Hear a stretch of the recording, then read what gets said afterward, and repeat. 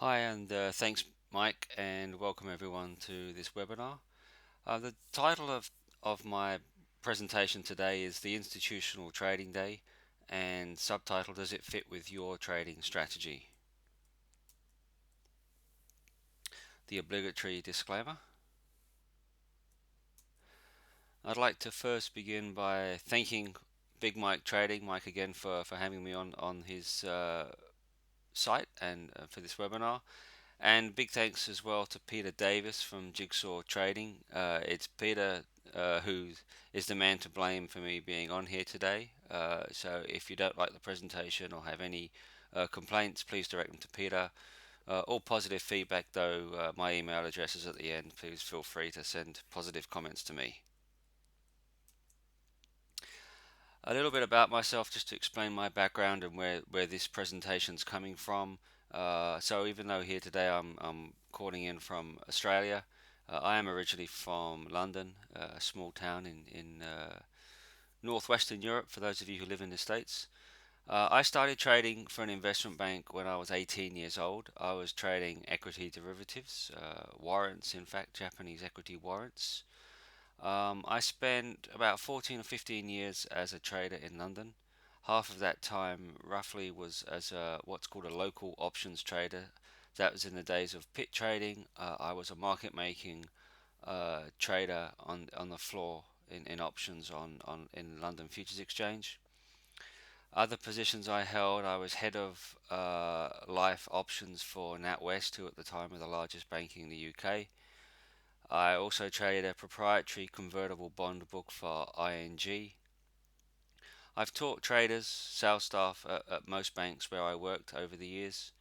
And when the life floor went electronic trading, I was among that first generation of traders to migrate from floor trading to electronic trading. Just as an interesting sort of fact, whereas I was an options trader on the floor, I started to trade futures when the market went screen based. I moved to Australia in 2003. Since then, as well as my own trading, I consult to both professional and a few retail traders and firms, investment banks, a range of different organizations. I've had two books published. The first in 2005 by McGraw-Hill in the US, which examined the unreliability of technical analysis, and I drew in information and research from literally dozens of institutions, including universities, New York Federal Reserve, and a bunch of other organizations. And my second book was released at the end of last year, 2014. Just a few pictures. There's an older, younger photograph of me. That's my life floor, my futures exchange trading badge and mnemonic. So you can see my mnemonic was Uzi. Just to explain what the other colors around there. The white circle meant that I was an options trader. The green shading around it means that I was set up for what's called a scratch trade facility, which basically must mean you must be a local. So banks, investment banks wouldn't have that.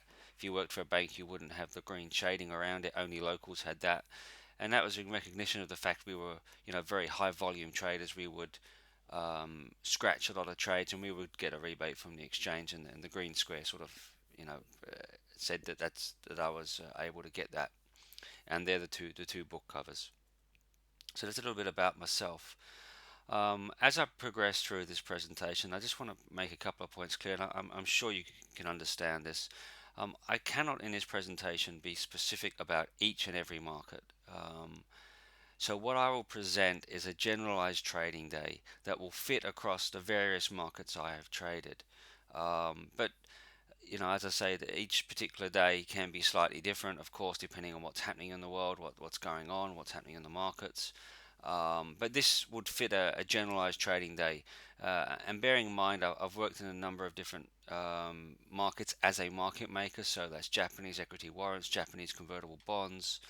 So they're both sort of OTC within a bank. I've been on the floor as an options market maker in a FTSE options pit, in the German interest rate options pit, the short end of the German curve, and also at German Bunds, the 10-year bond. So I've worked as a market maker in many markets, both on the floor and in investment banks. So what I'm presenting is a generalized trading day of how the day would progress and who's trading and when.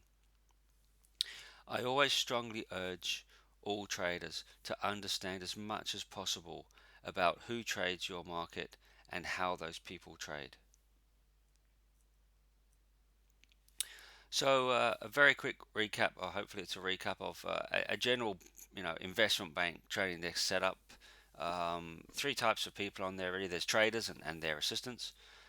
You have analysts and you have salesmen. Salesmen are the people that will talk to what we would call the clients of the bank. They could be hedge funds, mutual funds, pension funds, those sorts of people. Salesmen will talk to them, sometimes using the analyst research, sometimes using orders from the trading desk, trying to generate orders and flow of business into the bank. Um, the traders are the people that will sometimes have to make that price in a market making capacity or just facilitate those orders. And the analysts are another sell side people who are trying to create stories to get people to be buying. So if we work through the day, we start off obviously by having a look at the sort of early morning. Now again, as I say, there are some markets I realise that don't close and don't have an opening as such. As more FX, I suppose. But this is a generalised trading day for markets where there is this sort of setup. So the traders will be the people that come in first on the desk. They will always be the ones that arrive first. Don't think I've ever met a salesman that will come in before a trader. They'll come in at least an hour before they're due to start trading, or at least an hour before the market is due to open. If it's, for example, an equity market or a bond market, salesmen will trickle in next. They'll come in. As far as the analysts are concerned, there's no real time issue for analysts. They don't need to come in before a market opens. There's no extra information for them. So, overnight events, that kind of thing, they're not really interested too much in that kind of thing. So, they'll come in, some normally around about the time that the market opens. They're not involved in the day-to-day trading on the desk. They're probably working on longer-term research projects, so they're not coming in too early. So if we have a look at this early morning from a trader's perspective, what do you do in your, on an investment bank trading desk? And to a certain degree, even if you're at a hedge fund, you'll be thinking and acting in this in a very similar way. The first thing you'll do is individually the traders will conduct their own analysis of what's happened overnight. In the period since they were last there, what's been going on, and you will chat to overnight traders. So typically in an investment bank, the trading book will be passed around the globe, um, so that it's continually traded. So if as long as your bank is doing that, you will talk to the overnight traders, ask them what flows did they see, what sort of business did they see. I mean, obviously we can all have a look at closes of markets and see that overnight equities did this and bonds did that, and we can work that out. But we want to be a bit more specific about that. What actual flows did we see, going around a market? And that's what you'll be talking about overnight. What feel did you get? Any new big orders coming in from funds or anything in particular? We kind of like to be more specific than just a general, this is what's moved and this is the volume type of thing. So we'll be conducting your own analysis as a trader, and then generally the traders will then want to have a meeting themselves. So if you've got three, four, five different traders, depending on what type of a trading desk it is, the traders will then have a meeting together. That will be led by the head trader. So he will very much, in some cases, depending on the desk, will sort of set the tone for what he wants from the desk. But the traders will discuss their tactics for the day ahead. Important here to remember that the most traders at investment banks are flow traders. They're short-term traders. So it really is a case of, well, how do we see today? The long-term position taking kind of thing. They don't do as much of that. Those sorts of discussions may be held in a weekly meeting, for example, about their overall trading strategy and their overall positions that they might take. But the bread and butter of the business is intraday, just flow trading, getting in and out. And so the tactics for today are very much something that's important to decide in the morning. So the sort of questions that you'll be asking each other, and this is obviously after you've done your initial analysis, is how do you see this day ahead? does the desk, do we want to trade from the long side or the short side? We might well have prioritize one side, and the direction might be we want to trade from the long side if we can in the early part of the morning. And that can affect, for example, if you're a market making desk where you have to make prices to clients, to funds, then you will call your prices accordingly. You may be slightly better bid than the rest of the market if you want to trade from the long side, or conversely, obviously you might make slightly lower offers if you're trying to trade from the short side. So very much the way you see things, will dictate, how you can make your prices or what sort of business you're trying to generate as well. You'll discuss your trading sizes. Do you want to reduce or increase? So, for example, if there's been a huge amount of volatility overnight, which is new to the market, you can well decide that you want to, decrease your trading sizes. No, not go out as aggressive today. Um, and you would also expect the rest of the market to do similar. So, you don't want to go out there on a given day with, trading in huge size, and you realize that everybody else is trading in much smaller size. So you get hit with a $10 million in bonds, for example, and you can only get out of one or two at a time. So that really, experience will count, and these sorts of decisions, if you make them well early, as we'll see in a minute, you know, they can be crucial to the trading day of how you decide. You'll discuss, depending on what type of desk you're in, if it's, depending if it's equities, bonds, you'll discuss is there any particular contract, that you want to trade more aggressively today. And that's really, in particular, traders might say, look, this is happening in this particular, bond or stock or whatever it is, I want to trade this more aggressively today. And provided that the desk or the head trader in particular is, agreeing with that, you can set up a strategy around that, and you'll send your salesman out around that kind of a strategy as well. So, but you'll try and get, the desk approval and the head trader's approval before you do anything particularly aggressive as a trader.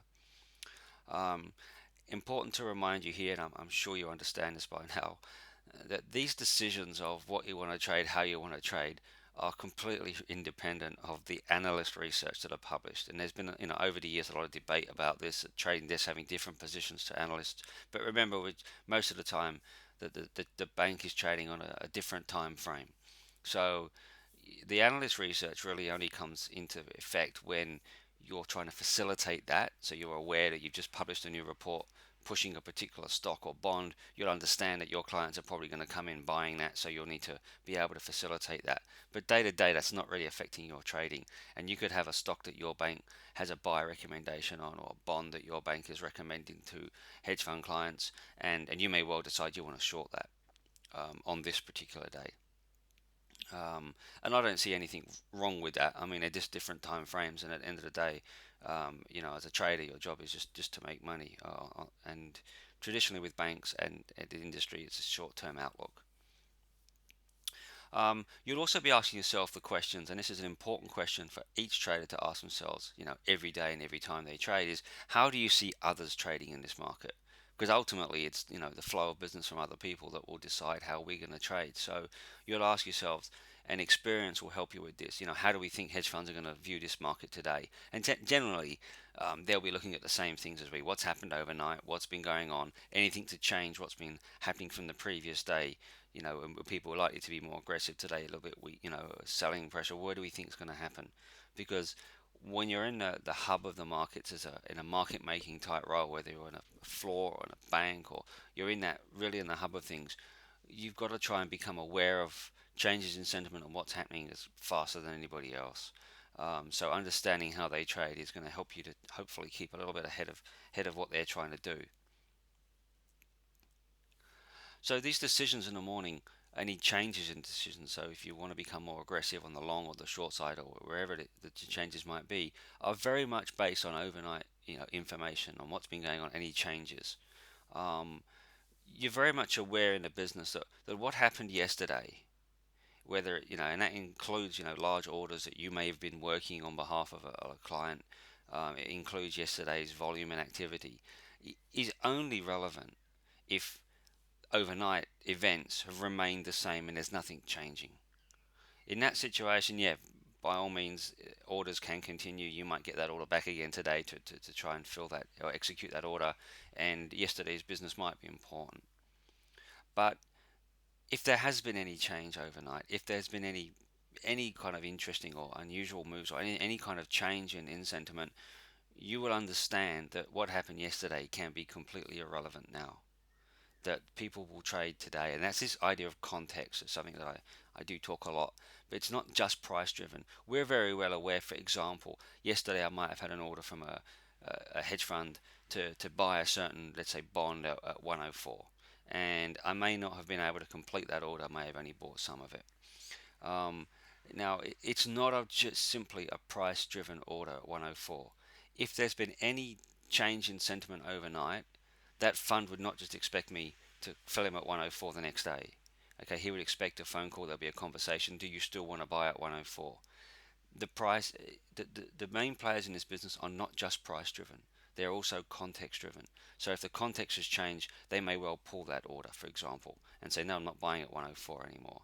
And we really get to understand that in a business. So we understand that if the context changes, people's decisions will change. And what they were buying it yesterday, they're no longer interested in buying it today. And this continues during a trading day as well. So that very much forms the basis of, again, we don't just accept that that person was going to buy, and I think that's fair enough. From a sales perspective, and obviously I was never a salesman, but I can just go by what I think they were going on in the morning. Um, they'll be analysing that overnight activity as well, but really from a slightly different perspective. They're looking at it from the perspective of their clients, the funds that they speak to, and really in terms of how can they generate business. Um, they, unfortunately, in too many cases, salesmen are not too concerned about how that activity may have impacted on their own traders, unless it was a big loss. If it was a big loss, the salesman will be involved and they'll be telling you how terrible you were and how you're costing the company money. But otherwise, they don't really care on a day-to-day basis, unfortunately. They're more interested in how can they generate commissions from themselves, how can they generate business amongst their clients, and bring in and look like the super salesman that they all want to be. Very early morning, they might start calling clients, but they're probably not too early. And the reason is that their clients, the hedge funds, pension funds, and mutual funds, tend to come in later anyway. They're not, they don't tend to come in too early. But hedge fund traders and people that are more interested in overnight activity will come in early. But the salesman will probably leave them for a while because, like with our own traders at the bank, they understand those people will want to have a think first, have a discussion, have a chat before they make a decision on where they want to be. So the salesman are not going to call them too early. They'll allow them to go through that scenario. So, but in some cases they might start, calling a few clients after maybe 30, 40 minutes. And the other point is the salesmen are going to want to have their chats as well and chat to the client and chat to the traders too. The salesmen, and there might be a number of them on the desk, they'll also have their own little meeting first.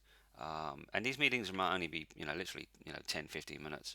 And they'll discuss their sales agenda for the day, anything in particular they want to be pushing, anything they've seen, and, they'll go out with their agenda. And it is possible that their agenda can conflict with the trader's agenda. They might, for example, be quite possibly be saying, okay, on a bond desk, look, we think our clients will be wanting to get out of bonds today. Credit risk might have increased slightly if it's a corporate bond. We want to maybe look at getting some of our clients out of some of these bonds. Now, it could well be that the trading desk have seen the same thing and they want to trade short in the morning. So you're going to have the salesman coming in perhaps trying to generate, selling orders from their clients, but you're going to have the bank traders wanting to be short as well, and there can be a conflict because you can't facilitate both. So, remember they're seeing things from a slightly different perspective. So, still very early morning pre-market where it's applicable, where there is, a pre-market, um, the traders and Salesforce may then well have and should have a joint meeting. To discuss what each is doing or what each wants to push. And this is where we can start to see whether or not it's going to be an easy or difficult to facilitate everybody in the morning. The sales force can then go out, and chat to their clients, the funds, etc., um, and get more of an idea of what they really want to do. This information is really vital to bank traders, but the next point I'll make is that salesmen do not always convey to the traders what they're told. And again, we can discuss the pros and cons of that. I can understand, there's obviously some client confidentiality there. They're not going to, a hedge fund of any note is not going to want to deal with a salesman for a length of time if they feel that that salesman is helping, or passing on too much information. But obviously, here's another point of conflict, and it is a point of conflict on a trading desk.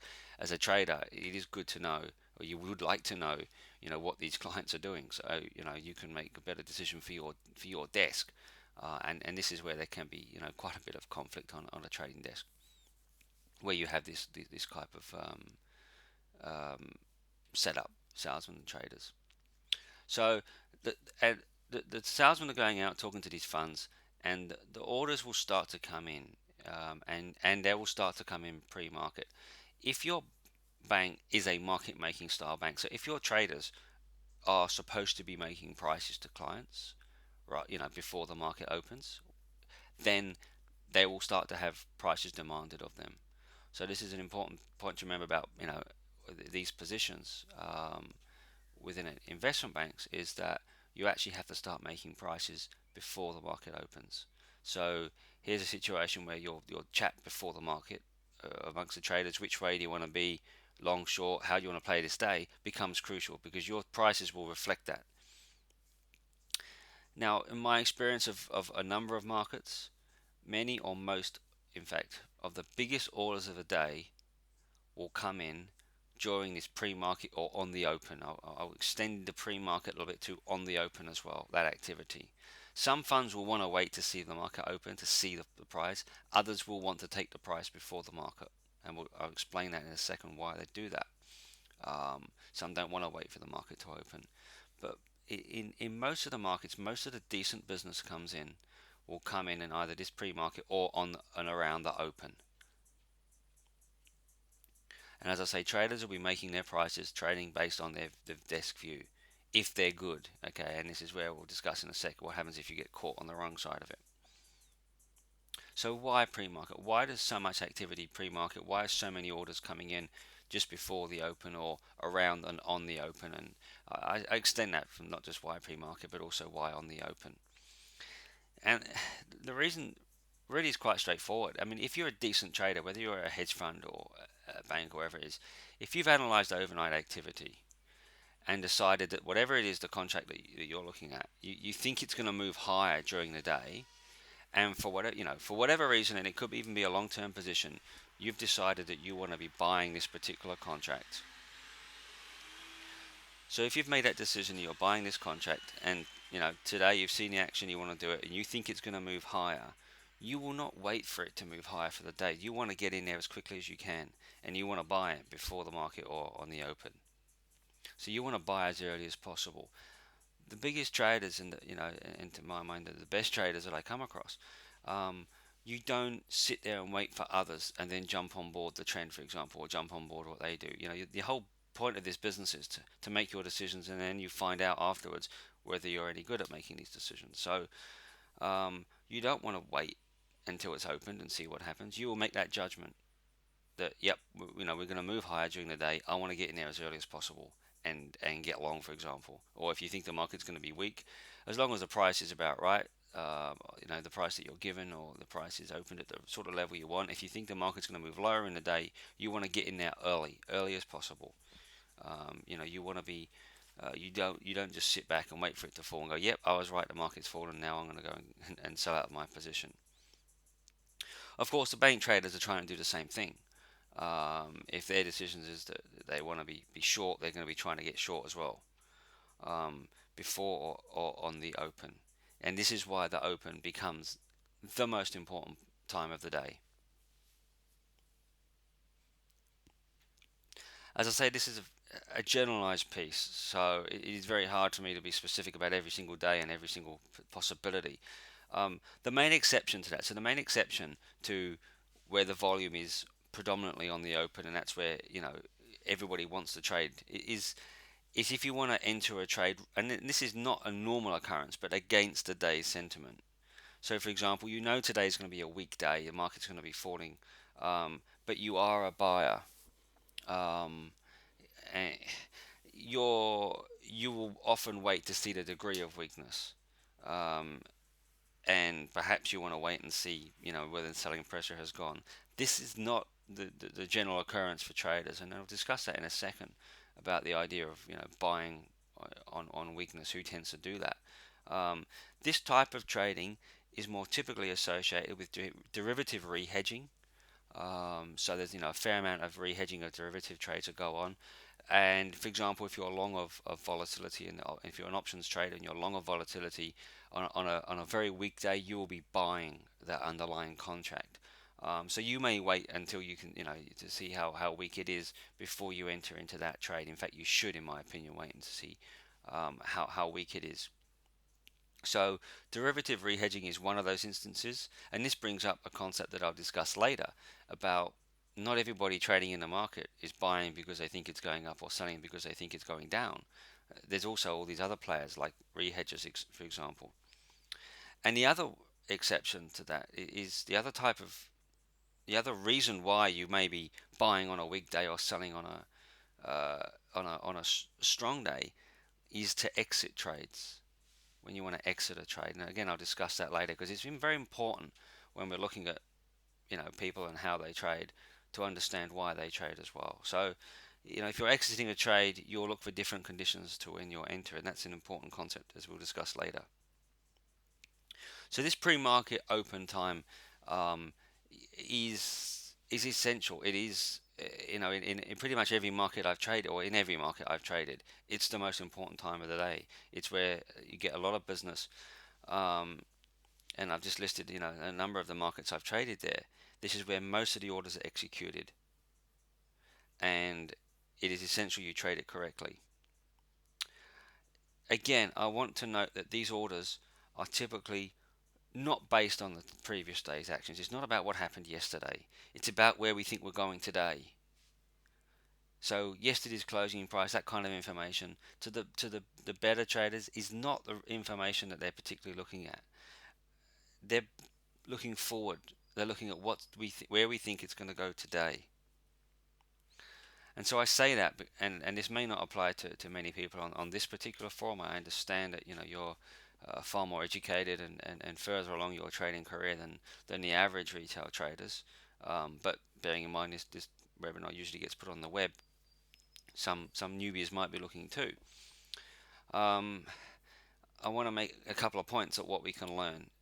As I say, most of you may well have learned this already. Orders coming in on this day are based on where we think the market's going to go today. We will buy on the open because we think the market's moving higher. We will short or sell on the open because we think it's moving lower. The previous action of what happened yesterday's trading day, in particular, the idea which many newbie retail technical traders do, which is yesterday's closing price is how and what generates today's trade. That is not what's going on for the better traders. And if your system is based on yesterday's closing price, it's moved through a certain level or chart pattern or whatever it might be, and therefore tomorrow, it's you know it's going to generate a buy or a sell. That is not how the markets work. That is not how the markets work. And a simple example, and I perfectly understand that most people watching at this time understand this, but for those newbies that may watch it at a later date, for example, if the FTSE is closed through, the FTSE futures through a certain trend line or resistance level after a very firm day, it could well trigger some technical buy orders because it's closed above a certain level, and a lot of technical analysis, um, trading plans or techniques revolve around the closing price. If it closes above this level, then that's important. But overnight, for example, so after the FTSE's closed, if the US stocks had fallen sharply, would you still be wanting to buy? And the answer should be, well, no. And this is this idea of context. So even though it's closed above it, when we come in the next day, we're looking at what's happened overnight, and overnight there's been a change in sentiment. So what happened yesterday is almost pretty much irrelevant to us. Okay, if the technical traders are still putting in their buy orders because yesterday closed on a above a certain level, well, good luck to them. But they're likely to be wrong. Um, Even if we were looking to buy still, we're going to reduce our expectations. We're going to wait a little bit because we expect this thing to be weak on the open. Um, we may well, readjust whether we want to buy at all today, but that's, depending on whether we're entering or exiting as well. So, as I've mentioned already, this idea of entry or exit, does it matter? Um, and I say it does. Um, it matters a lot, actually. However, to both enter and exit a large trade. So if you're thinking about yourself as a, or thinking about the bigger traders, the people that are trading in a lot bigger than market size, the people that can move markets, the people that a lot of small traders out there are trying to identify and jump on board with, um, you will need liquidity to trade that size. Obviously, if you're going to be trading in significant size, you need liquidity. Um, the open is more likely to be the spot where you're going to find it. You're going to find a lot of orders going on, a lot of business taking place. So it becomes a very important time for you. Um, as I've mentioned before, it is best to exit a trade by selling into strength and buying into weakness. So if I'm looking to get out of a position, a long position, and I see some strength on the open, I'm going to sell at least part of my position into that strength. I mean, that's the best time to be exiting a trade. The next point, it becomes quite difficult to explain. As I say, I can only be quite general here, for the purpose of this particular presentation. When entering a position, so when you're entering a new position as a big trader, it is not entirely accurate to suggest that we would want to buy at the lowest possible price. And I understand that sounds counterintuitive, and that is whether it's intraday or however that might play out. And subsequently, if you're entering a trade, you may not want to sell into strength. Um, it's not a straightforward decision, and I know it might seem to be. Buying low and selling high just seems to be the way, but you've got to understand there's a reflexive nature about being a big trader, about how you can move markets and what you can do with markets. You understand that when you become a big trader in a market. I've been fortunate enough to trade some very large trading books and be in a position where I know that my trading and my volume will actually impact others trading. And the best traders will understand then some techniques and what techniques they need to use to, I suppose, use that power. I'm not going to say abuse that power. I'm going to say use that power. There are many different um, aspects and reasoning that go into this decision making about how you will enter a trade.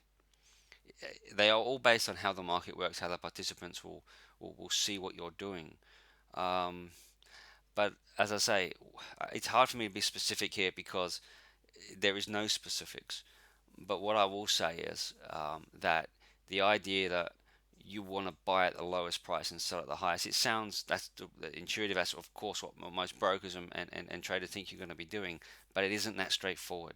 It isn't that straightforward for a number of reasons. So after the open, so we've had a lot of business, new orders coming in, how people perceive the data. Be the traders will be trading at the funds, all people will be putting their orders in. What happens after the open? Well, the first thing you'll be doing from all sides is to assess whether you've executed your strategy correctly. The people that are probably most likely to have executed badly are probably the bank traders if they've been caught the wrong side. So, for example, their strategy was that they wanted to be long. They've been asked to make prices. They've made prices, and they've actually been taken short because you have to make a two-way price to clients, and more often than not, the salesman won't tell you which way. And even if you call your prices up, you could find that the funds will still take you and take you short. From the funds and the bigger players' perspective, if they set price limits on their opening orders, they may not have been filled, and therefore they didn't get executed. So the first thing you'll do is, did I execute my strategy correctly? Um, if you did, the rest of the day can become quite straightforward. If you get the open wrong, you don't execute correctly, you don't get the trades you want, then basically the rest of the day can be a scramble. If you missed because you set a price limit and you wanted to, for example, buy in a market, obviously if you didn't get filled, the market's moving away. Now you're going to have to chase that. From a bank trader or from the facilitator, the market makers, or those kind of people, If you were taken short and your desk position or your desk strategy was that you want to be long, you will be getting tapped on the shoulder. You need to turn it around and get yourself long somehow. So again, what does that mean? It means you've got to chase.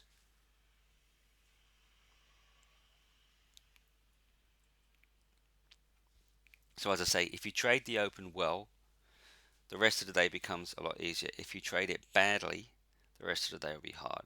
And I'm sure most of you, even if you're futures traders, can see that the opening for most futures traders, even for locals, that can be the time where a good percentage of your P&L is generated. If you have a good open, the rest of the day is quite straightforward. And going back to the floor trading, there's a number of futures floor traders, pit traders, who would literally just trade the open the first half an hour, and then whatever they've made them would go away. And that's a lifestyle choice as much as anything. But recognizing that the opens where there's a lot of business, if you trade it well, the day is yours. Just following on, so we're trading through the rest of the day. Obviously, depending on where you are in the world, we can get the releases of data. A couple of points I want to make in terms of how the big orders are handled around these periods. So if you're handling an order on behalf of a large fund, these orders are usually cancelled ahead of important data. Again, they're context driven. They're not just price driven. It's not just a case of, "Oh, I want to buy this stock at this price." And if you've bought 200,000 shares as part of maybe a $500,000 buy order, 5 minutes before a big piece of data, if there is one coming out in the middle of a day, that order should be cancelled and would expect to be cancelled.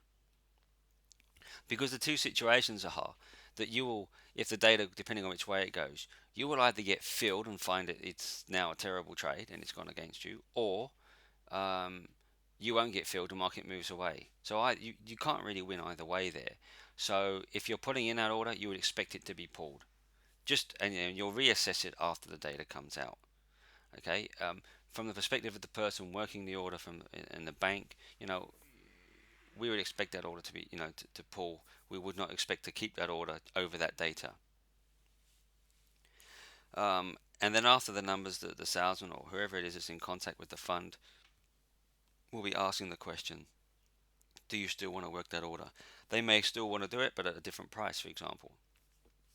So again, just by analyzing volume and price and seeing that someone's been buying at a certain price, remember that is context driven. If the context changes, they can cancel that order or they can change the price. We're not the big players are not mugs. They don't just keep working the same price irrespective of what's happening around. Um, and that obviously can be news related too. If you're looking at equities or any product, if there's any news out on that thing, you know, if you spot that, if I'm working an order for a fund, and let's say it's in a stock, and there's some news come out on that stock, that fund would expect me to stop working that order, particularly if it's bad news. So let's say I'm working to buy at $2, some bad news hits. They are not going to want me to say, "Yep, you're filled at $2," with the stock now trading at like $1.70, for example. Okay, there is an expectation that I will cancel that order and not fill them. We're all um, we understand how these markets work, right? So again, that is incumbent. And if I did fill that client and I did say, "No, you've got them," and go back, and technically speaking, I'm within my rights, and then if he hasn't called up in the meantime, technically speaking, the order's still live. But if I did that, I would probably be unlikely to ever see an order from that fund again. Um, we do the right thing by people. So I'll say here again about how does this impact on your trading. Even if you can spot a large order at a certain price, you need to remember that any changes in context, that big order can change and will change and should change. So again, I want to start to think about this volume type situation and volume and price, which is how a lot of people just trade. It's more complex than that, and I realize that we're all looking for simplicity, but sometimes simplicity doesn't help. So as the trading day progresses, what do we see? Well, the salesman will continue to chat to clients, to funds, to try and drum up business to get themselves orders and commissions. Okay, orders do come in, but at a much slower pace. Once the market's kind of moved and it's had its opening move and it's done something, I think the feeling is if you come on now, you're kind of late anyway. You either got it right or you didn't get it right.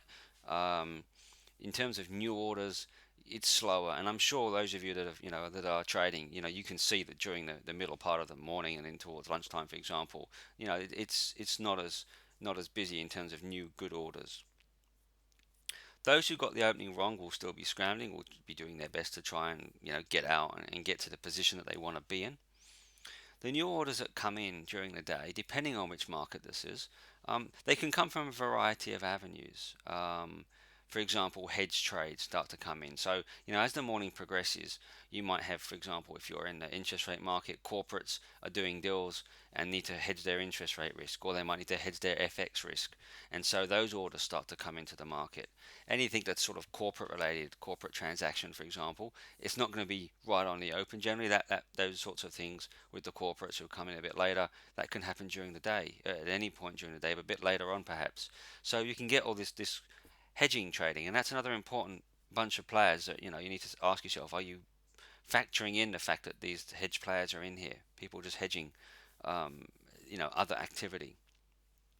Derivative related. So I mentioned how if you're running a derivative trading book and you're trading volatility arbitrage, for example, you may not trade right on the open. If you think there'll be, for example, further strength, and you need to sell to re-hedge into that, you might wait a little bit. So you might and during the day you also need to re-hedge your book as well. So there's all this derivative related action that is going through markets as well. And again, we'll discuss this in a minute. Are you taking into account the fact that there's quite a fair bit of derivative and hedge related business going through markets? Um, a lot of this, and look, this is happening a lot more and more now, as investment banks are now giving platforms out to their um, to the big funds, for example. Less business in general is coming through a bank trading desk, and more businesses just go straight into a platform. And that's true of a number of different markets now, and that is a change. It doesn't really change the timing of these orders. It just means that there's a few bank traders out of a job because orders are trying to be matched on a platform in a bank. And we can discuss the pros and cons. I think there's more cons than pros in that particular setup. Um, so a lot of these orders will go directly into just put into the markets, or into a platform of some kind. Um, in my opinion or in experience, a fair proportion of this activity that goes on in the sort of middle hours of the day um, is either related to the open. So, for example, those that got it wrong now need to scramble back.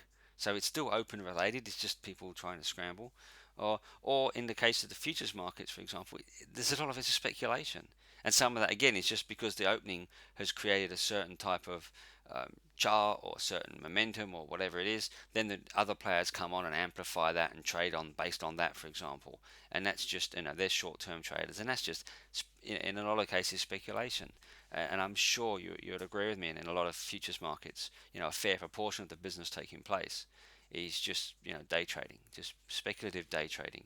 So again, what am I going to do in terms of assessing that or jumping with that or whatever it is? Well, not a lot really, because that's just um, just pure speculation. So we'll move through the middle part of the day. I've discussed what happens if there's any data or news that comes out and how that will be handled. And now we move towards the close. Um, and again, what I'm going to say now is the experience of a number of different markets. A number of different markets. It tells me this: if you have traded the rest of the day well, and that particularly means the open, then you will not need to trade at the close, and you will, in most likely, avoid trading at the close. If you have traded badly in the day and things have not gone well, then sometimes you will need to scramble at the close to get your business done, to get your position to where you wanted it to be at the start. Many of these trades will be regretted. I've seen on a number of occasions, and this is where you really tell who are not good traders. And generally, the close is traded by people that are not particularly good, because the reason why they're still left at the close is they didn't get out earlier, and they're scrambling and scrambling. You see it. I've seen it so many times at banks. The worst traders in the market scrambling at the close to get flat for the day, or hoping that the market would come back to them during the day. It never did, and by the end of the day, they've got the tap on the shoulder. You've got to get out of this trade, or they just don't want the trade, and so they get out of the close. It's the worst time. They will regret that, and it's just an awful time to be running around trying to do that. I've seen it time and time again in a number of different markets. for example. And another one is, if you look at it from the perspective of a fund who's maybe missed it. If you go back to the in options markets on the old pit floor days, and I'm sure it still continues today, is let's say someone set a price limit if they wanted to buy this option at 15, they've worked it the whole day, hasn't happened, haven't got it, they'll pay up on the close. And they come in at the close, they want it, they'll pay 16. These are often the trades that the locals in the pit will fade. You'll sell them to 16 because it could be there's a nice tick in it. 16, 15 might be value, 16 has a tick. But you're sitting there as a local, as a market maker, really hoping that they pay up on the close. And the worst ones do, to be frank. They'll pay up because they want to get it done, and they feel like they've missed it. So these are often times that the professionals will look to fade those trades. If you think it's a desperate person scrambling, you want to sell into that, or buy into their weakness. Um, some traders will be trying to move or manipulate the closing price around. Okay, both to help their mark-to-market P&L. That's one reason, and also because they know that other people watch the closing price. Um, as I say, when you become a big trader in a market, you understand how others work. That's how you've got to that to trade that size. I understand when I'm trading in a bank that there are a lot of technical traders. A lot of them will use the closing price. So if I have specific business to do over the coming days, and I know I'm going to do something specific over the coming days, then I can use and look at that closing price and say to myself, is there any way of moving that closing price higher to try and generate, perhaps going through technical levels, or perhaps, to generate further momentum. We know that the closing price is used by many people. It's an important number for many traders. So you will try and move it around. Okay. Again, we can discuss whether or not that is right or wrong and all the other points about that. The reality is that happens. That happens. Um, and obviously, because in a lot of markets, obviously your mark to market, your P&L, based on the closing price, there's people trying to obviously do that as well. It can be the difference in, um, you know, a fair amount of P&L. So the close, the last, I would say 15, 30 minutes is a mishmash of bad traders, manipulation, moving it around. Um, my experience, the best traders are not around. Just you don't need to be playing that time. Only you'll be manipulating if you've got business to do, and in which case you're trying to move the market against where you actually want it to go, but you're just moving people's perception in one way. Um, and a lot of people would leave the pits in the last 20, 30 minutes in the old days, and even now on futures markets I will stop trading 30 minutes before the close. I don't want to be part of it. It's a mishmash. Yes, there can be sometimes some quite good movement, and yes, it can look great on a chart or data, or when you look at it you think there's a lot of opportunities. My experience is they're not opportunities. It's just a complete mishmash of nonsense and rubbish. I don't want to be part of it. Working out what was happening at the close, how it was being manipulated, how people were moving it around, and all the rubbish that was going on, that offered a huge boost in my trading and analysis. And it took I started trading when I was 18. I reckon I was about 19 before I figured out that what was going on. And I won't go into the specifics, but there was a specific trade where it clicked with me, where I figured out what was happening, why it was going on, and from that moment onwards, I never trusted closing prices. Once I did that, once I understood that the closing price could be complete garbage, it helped me a lot. Yes, it also made my life a bit more complicated. I had to look a little bit more in depth at how it had traded in the context and all those things that I talk a lot about. But previous to that, I just accepted closing prices. Oh, that's where it's closed. That's where it's worth, and that kind of stuff. And particularly if you're looking at, for example, small cap stocks, things that are easily moved around, which is what I was trading at, derivatives on small and medium cap stocks. I just realized that I couldn't trust them any longer. Smart traders will use other, particular retail traders' views about closing prices as a tool in itself. Once you understand how other people operate, you can use that against them. And big traders and smart traders do that. Example, Okay, I'll give a couple of examples here. Option locals. Go back to the pit days again. Okay, we knew that there were lots of traders who would use the closing prices as a reference guide. Um, if, for example, you had a situation where the option locals, the pit, were all long, let's say a certain call option, and let's say it was 15.16. Okay, you might, and let's say we wanted to get out of that position. We couldn't find, you know, buyers around, or we just wanted to, just wanted to get out of that strike we were long. We obviously wanted to get that option closed, the closing price at 16 for two reasons. One, because obviously there's another tick of P&L during the day on the mark to market basis, so that would make us more money. But secondly, once you've got that closing price of 16, that's the reference point a lot of people will use. So the next day, if the futures are unchanged, and that option may be worth 15, okay, but the price you've 15, 16. The next day, if the market hasn't moved, what you want is when somebody comes in, they've now seen the closing price. We knew there was a lot of people who would use the closing price as their reference. So we could make a price the next day, for example, of you might start with 14.17. Now, this time they come in, as they go 16 bid, we know we are selling everything we can at 16. From their perspective, they think, oh, I bought it at yesterday's close. We know there are not many traders that actually look at the whole context, the trading history, where it's actually traded, and put all that together and work out. Actually, if they bid 15, they've got a fair chance of getting them as well. So the day before, the options locals, that night before, for that close, they'll be putting all sorts of spread bids and offers through to try and get that option to close at 16. We understand that a lot of people in that market use the closing price as a reference point, not where it's been trading or all the rest of the information. So there's one example of how option locals can use their knowledge of closing prices to their advantage. Large traders too will move a closing price around, knowing that people again will use that as a reference point for their trades.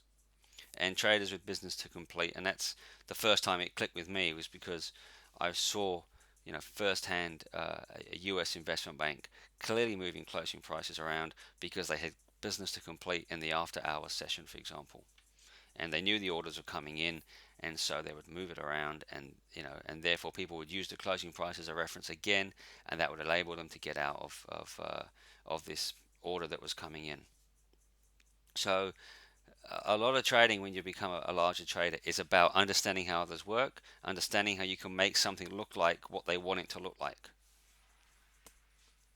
So as I say, when I scout for myself trading futures, I will stop about 30 minutes before the close. I don't want to be involved in the messy, erratic trading that takes place. So let's be a bit more specific now. Entry or exit, does it matter? Um, I've discussed that I say it does matter. Yep. Let's look at some further detail about this, and again from the perspective of the large traders that I've met, come across, and have been in my trading career. Um, these large traders, and I'll say that these are traders that are trading in much larger than what we would classify as market size, normal market size. You need to use various skills and strategies to execute your trades. Okay, um, a number. Some of those tactics, as I've already hinted at, may well be viewed negatively by many, and I'm not going to discuss the rights or wrongs in this piece here. Okay, all I'm going to state is the obvious. These things happen. They go on. And if you want to facilitate or trade in large size, you just need to do, have a number of different tools in your armory. And they've become essential basically if you're going to trade in big size. You can't just trade in the way that everybody else does, and in the way that everybody else thinks is the fair way or the right way.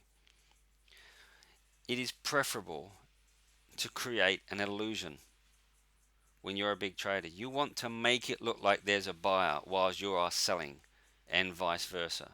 Okay, this is what you are trying to do, and it's important to remember that when you're watching a screen and you're saying, oh, there's a big buyer here. Okay, remember that the largest traders are quite savvy and they're smart at what they're doing. The best ones are anyway. So this makes understanding what is happening far more difficult when you're on the outside of it, when you're just seeing the volume and the price action. You could see a big buyer. It doesn't mean he's a big buyer.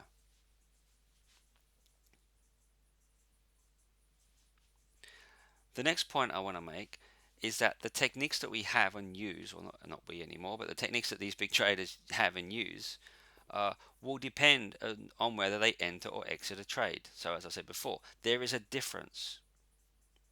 And I also think this is important for all small traders to understand and remember. You might identify that there is a big buyer, and if you can do that and you believe you can identify that there is a decent sized buyer of this contract, that's one piece of information. The next point is it does matter whether he's entering or exiting, because for a number of reasons. One of which is he will trade it differently depending on whether he's entering or exiting. He will be more aggressive with one side perhaps than the other side. But also ask yourself these questions. Okay, you've identified there's a big buyer around at a certain price, if that's what you've had, if that's what you've analyzed. But what if your big buyer was covering a short trade? So he is exiting in this situation. He's exiting a trade. He's not going long. He's covering a short.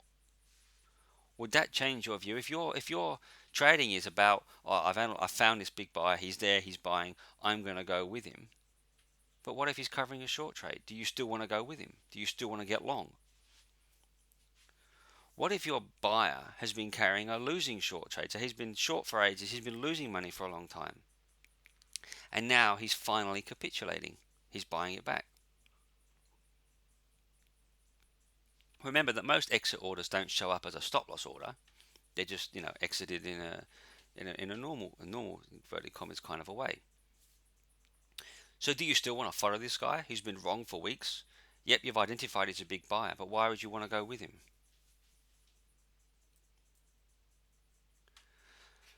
So if you're trading, even your intraday trading, is basically analyzing volume and price, and you're trying to analyze where the big people are and go with them. Even if you can correctly identify that there is a big buyer at this point, or a large seller at this point, in my opinion, it doesn't necessarily mean that you should just simply follow what they're doing. And for those of you that have seen, on my YouTube channel, my own videos, you see I talk about this, and yes, it's controversial in some parts, and I know people disagree with me, but I can only tell you what, from my experience, what I believe and trade off that. I don't simply adhere to the principle that you find big people and jump with them. In fact, I have the opposite view. I think if I can identify where the big traders are, I try and avoid them. The differing strategies that they will use, depending on whether they're entering or exiting, depending on a number of different things, will mean it is not just straightforward to just go with the volume at any point, even if you can find them. Has it been a winner or loser? These are all important factors. If you knew that information, would you make a different decision? And in some cases, it would be. So hence I say just simply following large orders, just following volume profile, that kind of thing, to me is just too simplistic. It's too simplistic. Having seen these people in action and what goes on, it's too simplistic for my liking. Of course, for most of us that here that are probably trading futures, or even those of you trading FX on those platforms, most of the time we don't know whether the trade is an entry or exit trade. At least until perhaps the next day, or until we've seen the open interest change, and then we can find out. So at the time, you don't know that whether it's an entry or exit. At the time, you don't know whether he's covering a short or he's buying because he thinks it's going up, or and that could be true of a number of different people. Hence, as I say, I think our job is to identify large orders only so we can avoid trading at that time. Also, that's because of I know some of the tactics that they use, and I do explain that to people when I teach. Some of these tactics makes it very difficult really to get involved. I actually don't want to get caught up in it really. I don't think that's my job. I don't think that's where my strengths are, and I don't really want to get involved with these guys and their tactics. I'd rather stay away. What I say is when I see a big buyer or a big seller that I can make no judgment, I won't follow it.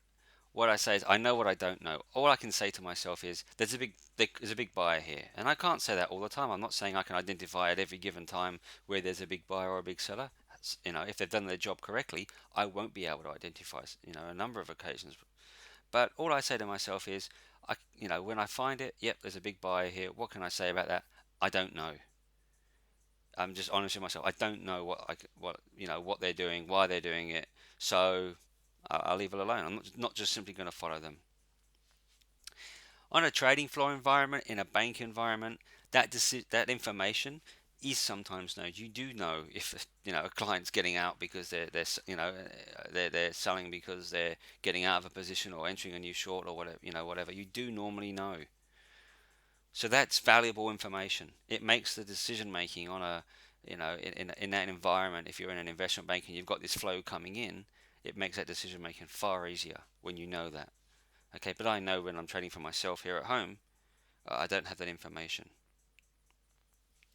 I also want to and again, this is really just to get, I hope to get some of you thinking and to think a bit further, and that's really what I try to do with my talks and presentations. I'm sure you understand that not all trades that hit a market are either price driven or even direction driven.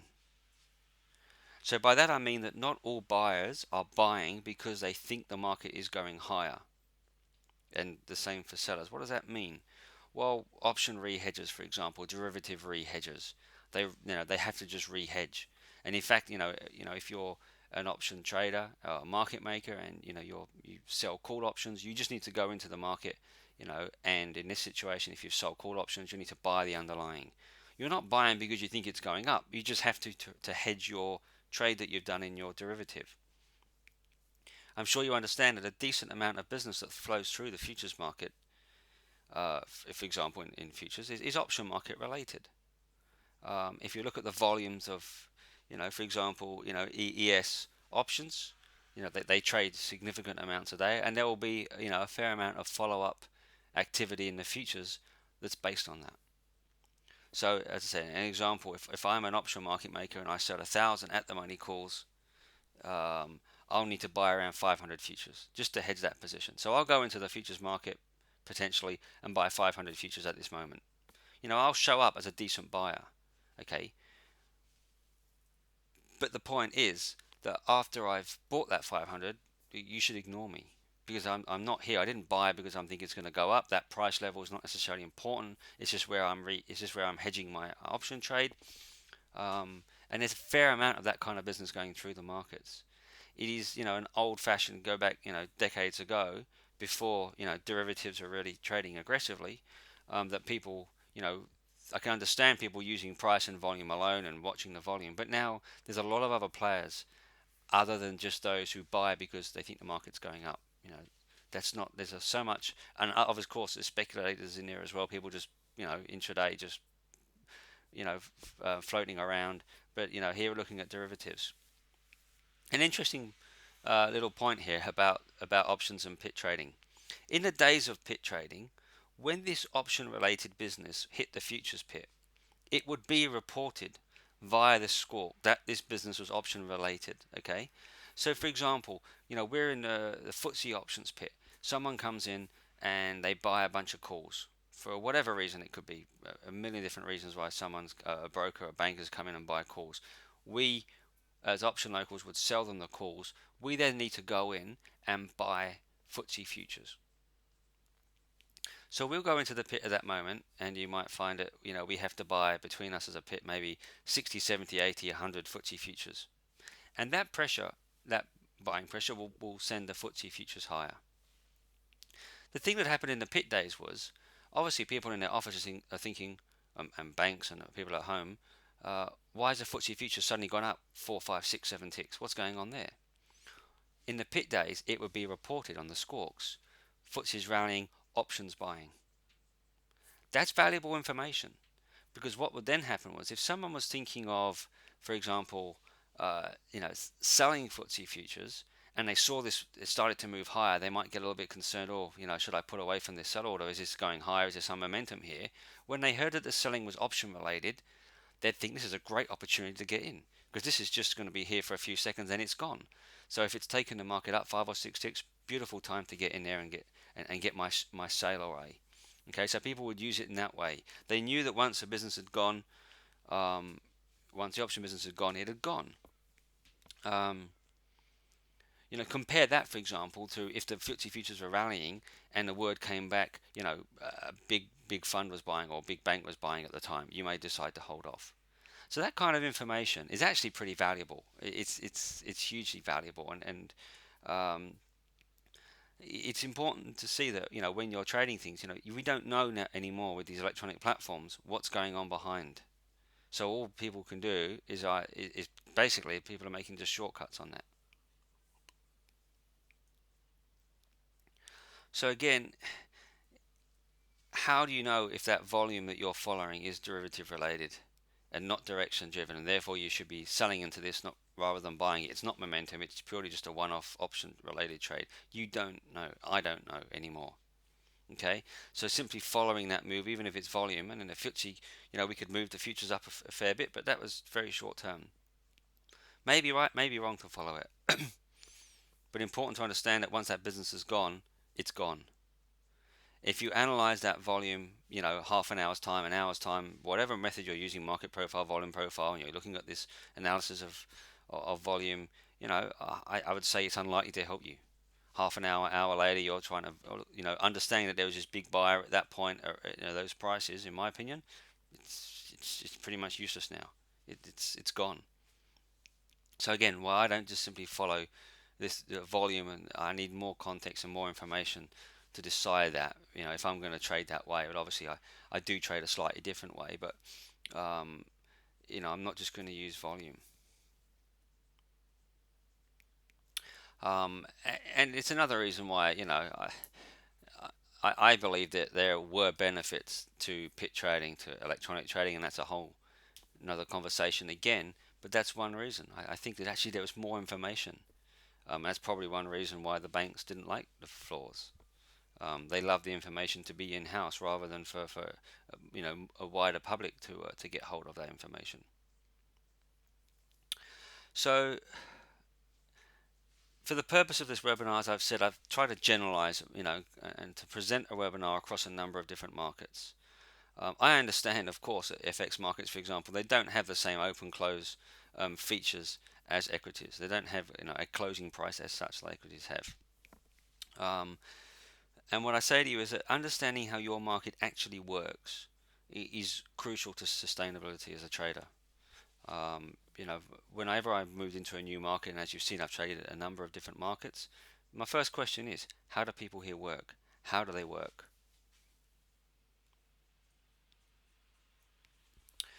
So to summarize, and I've made a number of points. I'll just provide a quick summary. The trading day that I've described is something that I've experienced in a number of different markets in that general terms. With trading platforms now being handed out to the larger funds by the banks, excuse me, um, some of the concept of banks trading as a market maker has been reduced of actually making prices, but the concepts of what I'm saying, they remain intact of how and why people would place orders. The open is vital, it's crucial. If you have a bad open, your day is stuffed basically. But if you trade it well, the rest of the day can become quite straightforward. The close, that's a place to avoid in my experience. A lot of unreliable trades going on, just a lot of dodginess things going on. And I for one would never base any trade on a closing price unless it was to fade a bad closing price. Okay, I don't look at a closing price and go, "Oh, that stock's gone up and it's closed to a level that must be good." I'm going to have to investigate closing prices a lot more. And the day I found that out, a number of years ago now, it's helped my trading appreciably over the years. Data, context are important to the bigger traders. Okay, they're not just price traders. And I didn't even go into today, for example, VWAP orders in equity markets in particular, which again are not price dependent, but as a whole, another kettle of fish that throws up with those sorts of traders too. But a big trader is not simply a buyer at a price under any circumstance. So again, if you're using past price levels in your guide, in your trading, to me, it's not the best way of looking at markets. I have to look at the context of when that was traded. I know that if someone bought, this oil stock at $20, it means nothing. I know that if the price of oil fell sharply, he probably wouldn't want to buy at the same price anymore. He would fall, for example. So the context really is important. I know we all want to look for shortcuts. I understand that, but in my opinion, there are other ways of trading than that style. So information about who is trading and why they're trading is extremely valuable. Okay, this is why banks are fighting for market share of funds and that. The more you see, the more you understand, the more you can put together. The more your trading desk understands, the better it can be, and the powerful position you're in. And as I say, I would suggest it's one reason why banks don't like, open pit floor trading, where people are talking to each other from different banks, are all in the same floor. Information is being put around that this buying is by this person, this selling is by that. Now it's becomes in house. I think the markets become uh, far harder to understand. I think there's more transparency on the floor. And that's just, as I say, one of a number of reasons why I think pit trading has advantages over the electronic platforms. So we can't see this on electronic platforms. Um, and my background always is I want to see that information to make better decisions, and I want to be able to make the best decisions I can. So I won't blindly follow them. The view that I take about all this business and the volume and all that is that I know less than I think I do. And on top of that, charts and all that other thing that I'm sure you all know that I'm against. They don't help me to explain what is really happening. Okay, they're just a subjective filter that often and can contradict what is really happening. Okay, there's subjective filters. I don't want subjective filters. I need to look at market information objectively. What is happening here? And if I'm not understanding of it, I don't understand what's going on. I just simply have to admit to myself, I don't understand what's going on.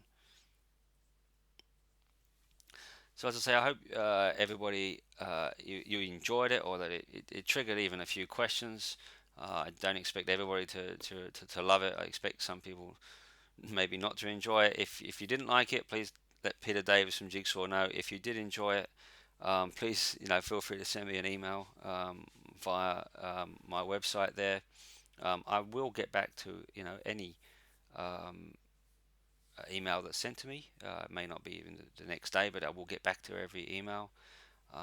Thanks again to Peter Davis from Jigsaw Trading, who's sponsored this presentation, and to Big Mike Trading as well. And yeah, welcome the question and answer session as well.